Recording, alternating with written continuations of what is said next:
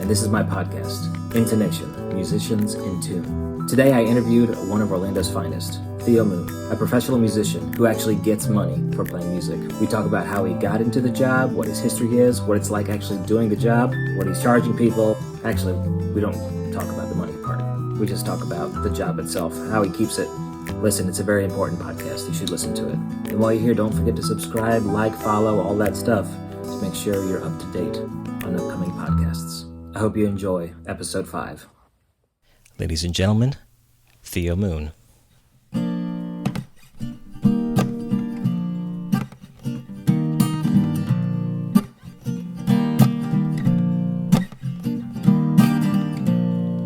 got some things to say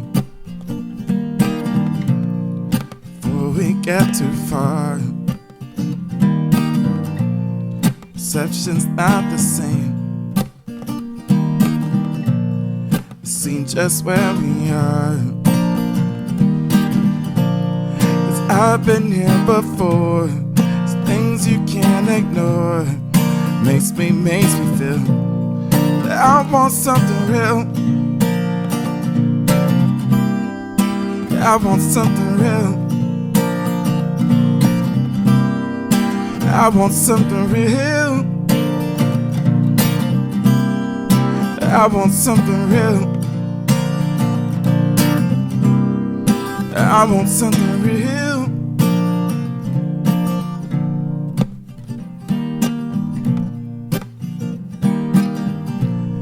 Lying if I said I don't have no doubts. See no wrong in me. Even when I shout, 'cause I've been here before. Things you can't ignore. Makes you feel I want something real. I want something real. I want something real. I want something real. I want something real. Woo-hoo. Woo-hoo. Woo-hoo.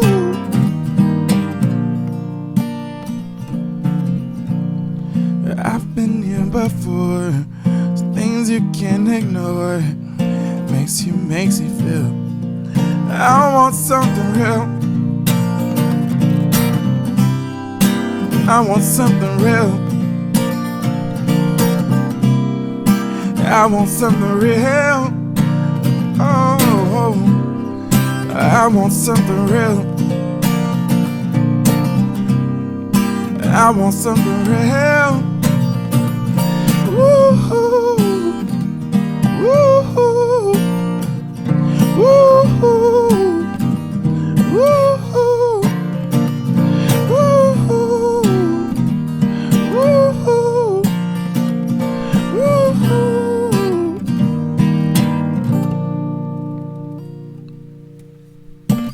My man. Nicely done, bro. Thank you. What inspired that song? That song is inspired by a past relationship that I felt like she idolized me way too much, and like just like way too much. Where like nothing I did was wrong. The whole dynamic is completely off. So yeah. So the whole point of the song is like, I know I have flaws. Like, so how come you don't see flaws in me? You know. So. Wow, that's cool, man.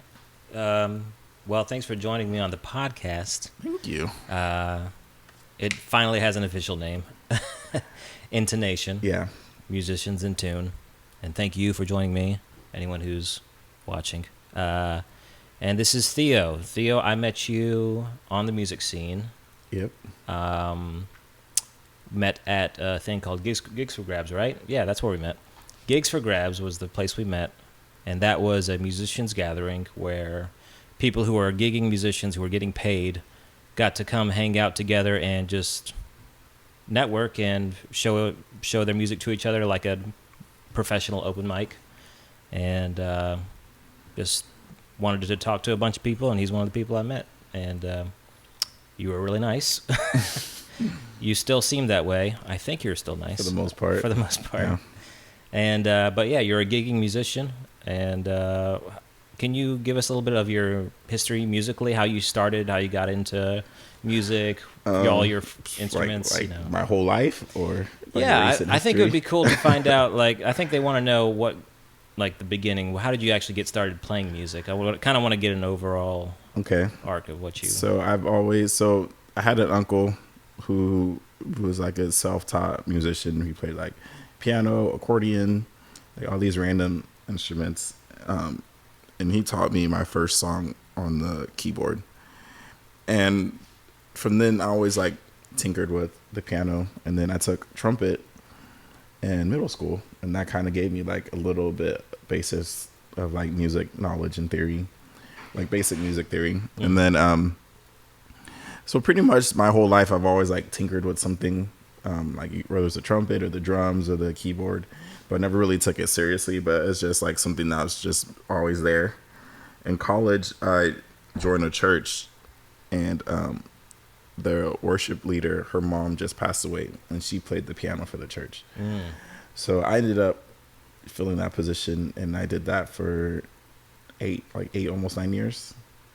And that's where I really got better at like understanding music and just becoming a better like musician overall. I went back to Orlando, and I started falling more in love with the guitar. And I went to this is how I got started like gigging. I went to this restaurant, or it was this bar. It's called the Broken Cauldron. It used to be downtown. Okay. And it happened to be open mic that night. And the person who was hosting the open mic that night happened to be Anthony, which is a mutual friend. And he kept bugging me the whole time to like go up and do a song. And I knew one song on the guitar. So I went up and I did it. And I kind of liked it. And then I kind of got like the open mic bug. So I started going to all the open mics. All of them in Orlando, Sanford. Did you get a bunch of applause? Tampa. You were like, good job. And you're like, yes. Yeah. So it started trending that way, where like I would do open mic, and like people would like leave me tips like after my 3-song set and stuff like that. Whoa. And then like that's kind of like what like built my confidence. I was like, maybe I have like something. I'm going to the wrong open mics, man. Something that's worthwhile. And then from there, it was I'd say it was a pretty easy transition into being a gigging musician, because I went to so many open mics that I kind of like knew everyone in the music scene by the time I was ready to start. Right. Very cool. So it was a mostly smooth transition from that, but you just kept working up your skills. And so what actually drew you to the guitar in the beginning? Who was like what made you be like, oh, I should try this out? I think I started liking guitar in college. I actually bought a guitar in college, and I would noodle around with it. But when I got to college, like my taste in music kind of like shifted a little bit to more like a southern rock, and like my favorite band became like Need to Breathe. Oh, of course, yeah. So that's kind of how I started like to fall in love with guitar. Where like before that, I was more into like R&B and hip hop and stuff like that, which isn't really like a guitar genre. Yeah. So that's kind of what happened. Okay. Now, I've never seen you actually play piano before. How good are you on that? I'm better on the piano than I am on the guitar. Really? Yeah. Okay. So you've got, what kind of stuff do you like to play on the piano? R&B stuff? Well, everything I know on the piano is like worship music. Okay. But I play by ear also, so I could do mostly anything on the piano. Yeah. Yeah, it was good original stuff. How many original songs do you have? Maybe like 12, I think. I'm not sure. I haven't 12? really counted it. Yeah. Okay. Maybe like 4 or 5 of them I think are like solid. Okay. You got any of them online? No. Not yet? No. Soon though, I hope. Yeah, I was planning this year to release something, but COVID. Everyone was planning something this year.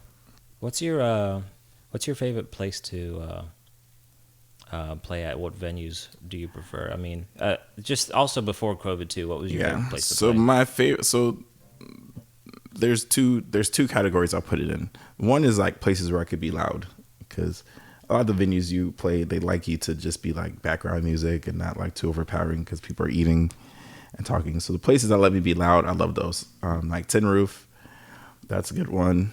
I really like the Public House. It's like a bar by UCF. Yep. And they let me be as loud as I want. I played there. Where else?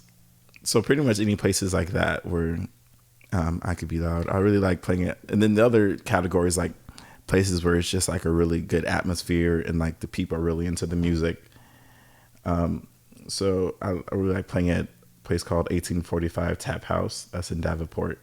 Mm-hmm. Just because like the people are there is always a good time. And you know the difference. Like you play somewhere and like no one even like knows you're there. And like other places you play, like people are really engaged. Yeah, I think so. Yeah, so that's one of the places. And then I've played at 1845. Yeah. Okay. I also like Hurricane Grill and Wings. That's a pretty fun one. And then I like doing weddings. Those are fun.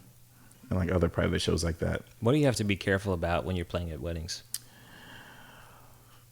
What do you have to be careful about? I mean, it's got to be tough. There's got to be a lot of different atmosphere requests and stuff like that. Yeah, weddings actually are like some of the easiest gigs I play, just because like there's a lot of like from what I've learned is like there's a lot of pressure leading up into it, where like they have all these requests. We want this song. This is like the timeline, and then usually on the day of their wedding, it's like the opposite, where it's just like free flowing, and they're just happy to be married, you know. So my first couple of weddings, maybe my 5 or 6, I was like super nervous going into it. I was like, I have to learn all these songs and make sure everything is good and stuff like that. And then when I got to the wedding, I realized like a lot of times they didn't even request the songs that they sent me to learn. Yeah. And I spent all this time learning these songs and so now I just like love playing weddings because it's just like a fun atmosphere. People are, you know, just happy to be there. Yeah. I usually charge them for song learning. I do too. Yeah. Well, I throw in like 1 or 2, and then like if they want more, then yeah. I'll learn one song for you, you know, that because you know I want the gig. But if you want a lot of songs, I mean, I think it's reasonable to whatever charge. My first wedding I did,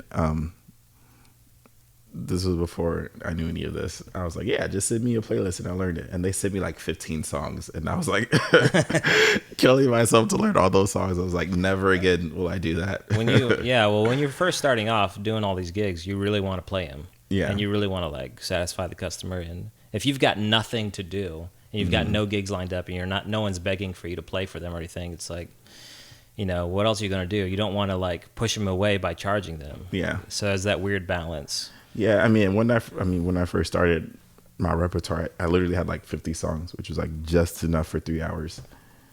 That's what I did. I think I had learned like 40, I think. Yeah. And like I remember the night before my first gig, I was like up all night trying to learn songs just to get it to the 3-hour mark. And by the time I got to my gig, like my voice was shot. So my now I'm pushing like towards like almost 300 songs. So I don't have to learn as much for weddings because like a lot of times I'm like I already have it on my list. So that's the benefits of experience for sure. Yeah. One of the big benefits is you already know all that stuff. Yeah. My first gig, I played at, what's the name of the place? It was the Black Hammock. Have you ever heard of it? It's a place, they have it's like a small gator park too, and they have the boat. Oh yes, boat rides. It's in Oviedo. Okay, yeah. If y'all hearing that, those are dogs. But yeah, that was my first gig, and someone was like actually booking me, trying to get me gigs and stuff. So that was how I got. That's how I got that one. But I played that one, and I just, I got 40 songs together, and I was using my looping pedal too. Mm-hmm. So I had a lot of solo stuff I could do, and but yeah, that was my first time actually singing out, and I sang for 3 hours, and I just like totally shot my voice. Yeah. Because I had no idea how to actually control it and actually not hurt myself, and it was just like tragic. And you worry about that a lot too. You try to make sure. I mean, I've come a long way. You kind of learn that as. For me, you like innately, I want to give my best, like 100%. But during a 3-hour gig, that's just not possible. Like you have to pick your spots where like you want to stay around like that 90% spot. Yeah. And then every couple of songs you could bump it up, like to 95, 100. But if you're going all out for 3 hours, like you won't, especially like the amount of gigs we were doing, it's unsustainable. So yeah, I just had to come around to that self-preservation kind of mindset. Yeah, I've hurt myself plenty of times doing that, and you can catch yourself doing it too. Like at the beginning of a gig, I catch myself often just not thinking about it enough and pushing too hard, and have to rein myself back in. Yeah, and the hardest for me is when it's like a really fun crowd, because it just ants me up, and I just go way too hard. Yeah, me too. And well, the big thing for me is making sure I have a good monitor. If I don't have a monitor, I can't hear how loud I'm being, and so I feel like I have to be louder. And I will sing louder because I can't hear myself, and so I feel like I need to sing louder to hear myself. It's just like psychological. Yeah. As soon as I have a monitor, or if I have like the main speaker also pointing towards me, it's usually how I have it set up. My main speaker is like behind me, and it's like angled a little bit towards me as well, so I get the mains as well. And I think that's kind of like ideal for also making sure the mix is good too. Yeah. But man, if that thing is, pointing right at me and it's loud enough for me, I mean, I'll definitely sing at a lot more reasonable level. Yeah. To where everyone can still actually hear me and stuff. But yeah, I don't know. Maybe I'll get back into gigs again. I haven't done it. Yeah, I'm probably like 50% of what I was doing before, which is fine. I mean, I think like you, at some point want to transition out of it. Yep. It's definitely not like a long-term sustainable thing, I don't think. And I've just seen so many musicians burn out who's done it for years and years and years. So yeah, I think so, man. Yeah, if you're just like doing all the time, if you're an original musician who goes out and professionally does it, like if you're thinking of Ed Sheeran and Adele or whatever, when they first started off, they were probably gigging all the time, but eventually they started like, gigging once or twice a weekend, or maybe 3 times a week on the most, and then that would only be maybe 3 months out of the year, or maybe 6 months out of the year, and they would take breaks for the rest of the year. Yeah. So that sounds a lot more reasonable. And even then, Adele still had issues, with her voice. Oh, yeah. At one point, she lost it. I heard that happens sometimes. I heard that she wasn't actually singing bad.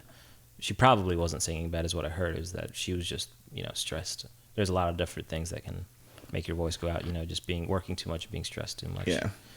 So yeah, hopefully we can transition to that soon. Well, I'm not even gigging anymore, so I'm already transitioned out. But yeah, you want to do another song? Yeah, what song should I do? Lord, I keep so busy praising my Jesus. Keep so busy praising my Jesus. This is a reimagination of a song, a rejigging of a song. So I'm gonna see if you could figure out what song it is. I don't know. I don't think it's a super popular song, but you might know it. Okay.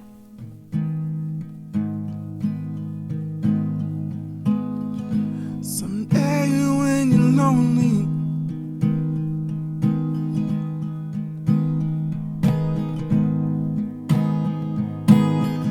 sometime after all this bliss,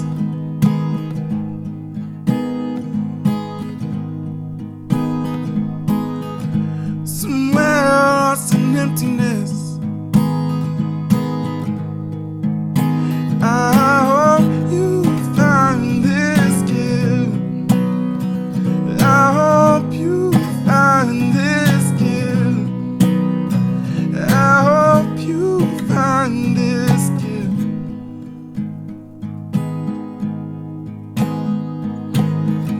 Someday when you're lonely, sometime after all this bliss, somewhere lost in emptiness, I hope you find this gift. I hope you find this gift.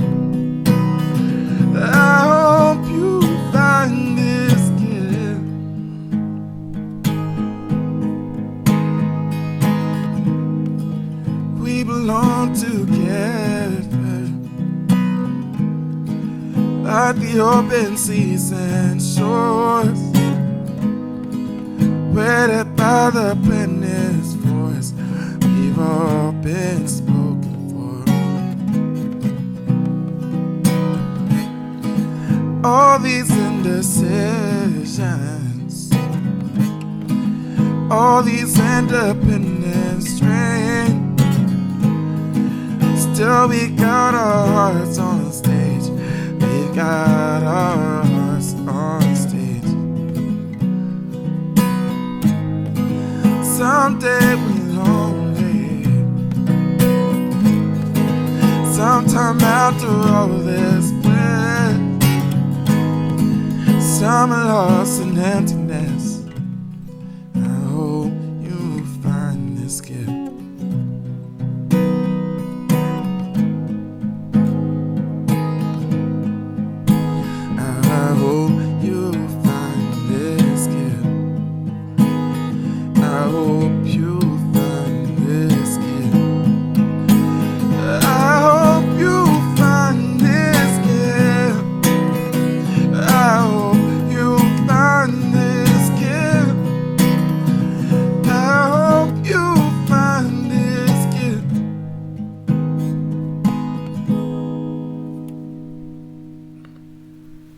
That was cool. I don't know what that is. What? I don't think it's super popular. It's let me guess. By Need to Breathe? Nope. Okay. Not Need to Breathe. Gavin DeGraw. Oh, okay. I forgot the name of the song. We Belong Together. We Belong Together. It's more of a. I think it's more of a like a wedding song. So you reimagined that for a wedding, or did you do that just for No, yourself? that was like. I don't know. I just picked up like one line of that song that I really liked. Oh, okay. Yeah. That's good. I liked it. Thank you. That's good. You can put that out. Well, it's going to be out. I mean, it's out now. I mean, it is out. It's in the ether. Well, technically, it's not. But if you're watching this, it's out now because it's on the podcast. Someone could probably screen record that and just save it if they wanted to. Don't do that. Okay. I was going to ask you what is your like big musical goal? What's your like end all be all? What do you really want? You want to play at Madison Square Garden? You want to play for the president? No, I think my goal is like, do you know who Bon Iver is? Yeah, like that band, Justin Vernon. So he's like a Grammy winning artist, but I would say he's not like mainstream America doesn't really know him. So like I feel like he could still walk into like a Target and maybe a couple people recognize him, but it won't be like pandemonium. I think that's like the level of success. Like I don't think I want to go anything past that. Mm-hmm. I want to still be able to like be somewhat like normal, while still putting out like good music, and just be able to support myself on original music and like open the opportunity to travel. That's really my biggest like love is like travel and music, and being able to like put those two together. Yeah, be my dream. Yeah. So your goal musically, do you not, you don't necessarily want to sound like Bon Iver, I guess, though? No, not really. Okay. I do like their music, but I feel like that's a good level of like. So like I went to see him in a concert 2 years ago. We in Cat Ridgway went, and it was like a lock-in experience where like we stayed at this hotel, and for both nights he did like this intimate show, like 30-40 people in there. And 2 years ago? Yeah, I think it was 2 years ago. He was pretty big 2 years ago. He is big. So wait, you got a special lock-in experience with Justin Vernon? Yeah. So how'd you get that? It's like it was something he did like I think every year, and you just have to. He releases the tickets at like midnight a certain day. You just have to be first to get it. Oh wow! Kat Ridgway was like on her computer like refreshed 100 times. You did. You went with Kat? Yeah. So we got. So we were able to get 2 tickets, and I mean literally there's only like 30 tickets. So it's like this super small intimate thing, but. I say that like a couple of times, like we were able to like walk past him and stuff like that, like, and he has a Tesla, so it's not like he's like not successful. Of course. but he just seemed like a normal guy. And like, I mean, everyone knew him in that city, but there's a lot of places, like a lot of my friends have no idea who he is, you know, which is cool. I mean, this is like a multi-Grammy winning artist. So not that I need to win Grammys, Right. but it would be cool to have like a level of success and still, like, I don't really want fame. Like that, nothing about fame seems like desirable to me. But you kind of need some of it to support yourself. You need some recognition, Right. you know, to support yourself as an original artist. Yeah. So I think that's very doable, especially these days, man. yeah, because there's flooded with things taking people time, music, you know, Netflix. Like there's so much stuff taking people's time. So if I could just have, you know, like a couple minutes every day of your time listening to my music. Well, I mean, just the idea, like, you have, like, indie artists have it easier now than they've ever had it before. Yeah. Like you can get by with 1,000 or 10,000 fans. Mm-hmm. Like, if they're following you, I mean, if you have 10,000 regular fans, you've probably got like 1,000 super fans in that mix who are like want to buy all your stuff. Yeah. At least, so you can definitely survive and have a normal life. You know, just have a house and kids and just support yourself off of maybe $100,000 a year or something. Yeah, I would say the same thing about Need to Breathe too. Like, I would say most people have no idea who they are, but they're a really successful band. So like, that's the kind of territory I want to be in. They've got a lot of fans. Yeah, they do have a lot of fans, but they're not like mainstream. I mean, I've heard their songs on the radio recently, but they're definitely they're doing just fine. I don't think they're looking to try and get more money or anything. They're doing fine. When you look back on your whole musical experience, what was one of the coolest things that you experienced playing for people or learning something? Okay, so I did open mics for about a year. And during that time, Anthony was like coaching me up and like leaning me towards the direction of like being a professional musician. So when I decided to do it, I decided I tried it out for a couple months. I did it from like January to May to see like if it will be a viable source of income. And then like when I saw, okay, this is doable, then I went to Europe from like the end of April, May, June, and beginning of July. So it was almost like 4 months. And I booked a lot of shows there. A lot of it was like through So Far Sounds. I don't know if you heard of them. Oh yeah, So Far Sounds. So Far Sounds. A lot of it was just like reaching out to like random open mics. A lot of the open mics there, they would do like, they would start with like a featured artist and give you like a 45-minute set. Mm-hmm. So I think overall that whole experience of just like, I went to like 10, 11 different countries. And so I just played music like all over the place. I had my little like mini Taylor. And that was probably like the most crazy experience like I've ever done. Especially like with So Far Sounds, because a lot of it's like you have a built-in audience. Like people are going to be there. You don't really have to promote, but there's going to be people there. And it's so cool, like doing shows in Italy and then Germany and like just like all these different places and being able to connect to people. Like some places, like very few people spoke English, you know. I went to one bar in Rome and it was like no one spoke English, but you could still connect because like, you know, music is a universal thing. Yeah. So that was probably like the most incredible experience I've had with music. Where were you staying at? Hostels? A mix of hostels and hotels. I get some like hotel discounts because my dad works at Marriott's. Okay. So I want to say about 70% of the time was hostels.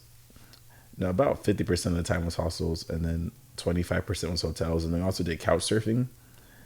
I don't know if you heard of that, but it's like, sleeping on people's couches, right? Yeah. So, but it's like this whole like app network. Oh, I didn't know that. Yeah. So that was cool because that gives you like a more intimate experience of the city, because a lot of the hosts, like, they enjoy like, you know, taking you around the city and like showing you the real side of the city, not just like the tourist traps. Yeah. So yeah, it's a cool experience. I highly recommend it to anyone who's traveling to couch surfing. Do they charge for couch surfing? It was free. I think next year they're gonna start. I think it's gonna be like $5 a year, something like that, just because they got hit so hard by COVID. Oh yeah. But it's like a karma thing. It's pretty much like, like it's expected. Like if someone lets you stay on their couch, maybe sometime in the future you let a traveler stay on your couch. Yeah, it's kind of the principle. Okay, so it's very free. Yeah. Okay. Wow. Yeah, I like that. That's pretty cool. Yeah, if you've got a free open couch and you want to help someone out. Yeah. So I just told people, hey, I'm a musician. I'll do a show for you. So a lot of the nights I ended up just like playing for people. Yeah. Just their little groups and their family, and that's always fun. That's good payment for a lot of people. They're like, oh, we get a free show. Yeah. Some people just absolutely love live music. No matter, like, you could be like a terrible musician, and they'll be like, dude, you played music for us. You're awesome. Yeah. It's like, it doesn't matter. It's but obviously you are good. But I was just thinking, like, when you're doing the couch surfing, did they always was it always just only couches, or did they sometimes have a bed for you? No, but a lot of times it was actually actual beds. It just depends. Like some places it was like this, like a small, like 1-bedroom apartment, and all they had is literally like a couch for you to lay on. Some like they had pretty much like just gave you their house, and they're like, hey, just lock up when you leave. So it just depends. It's just a lot of it's just people who love like seeing other cultures and meeting other people, and want the opportunity when they travel to stay with people versus like stay in a hotel or hostel, because it's just a more intimate experience of like a new place, I feel like. Yeah, that sounds exciting, man.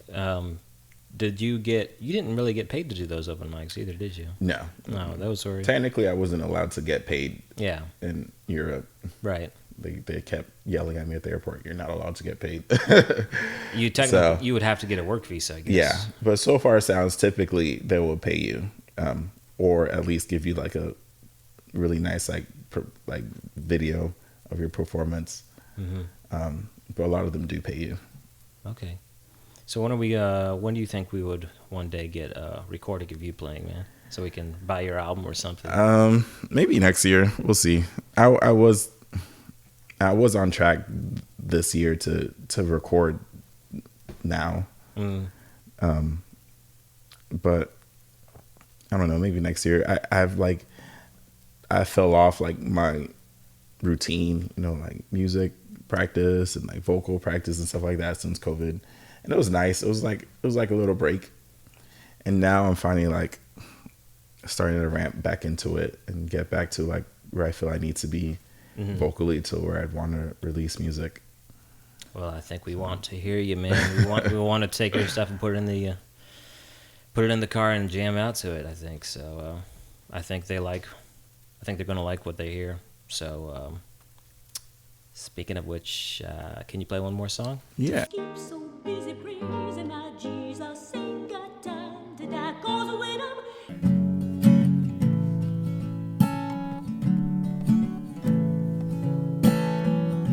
left my heart on the way. Got so heavy, there are no more words to say. But I'll tell you, cut those ties. Still be sorrow in your eyes. I'm coming home.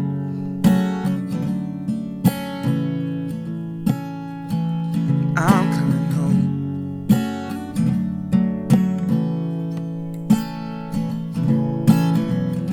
But I'll tell you, made the right choice.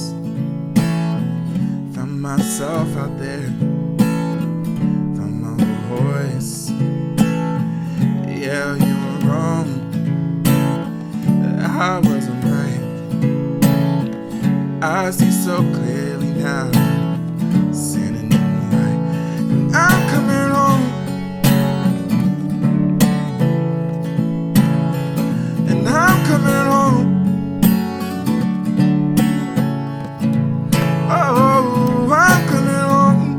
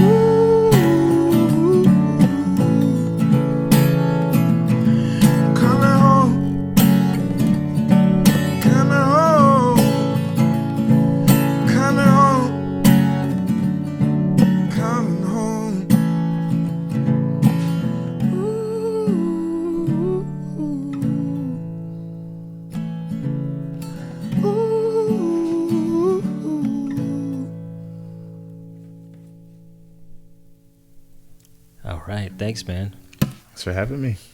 That was I'm Coming Home? Yep. Very good. It's probably be my first original. Nice. Yeah. Well, thanks again for this whole podcast, man, and thanks everyone for joining. This was Theo Moon. Where can we follow you? Instagram, Facebook, Theo Moon Live. Theo Moon Live is the username? And YouTube, yeah. I think everything is Theo Moon Live. Theo Moon Live. Is it like no spaces kind of thing? No spaces, yeah. Okay, Theo Moon Live. Not really a website, I guess? No. Okay, yet. cool. Mm-mm. That's okay. You don't need that anymore. All right. Thanks, man. Yeah.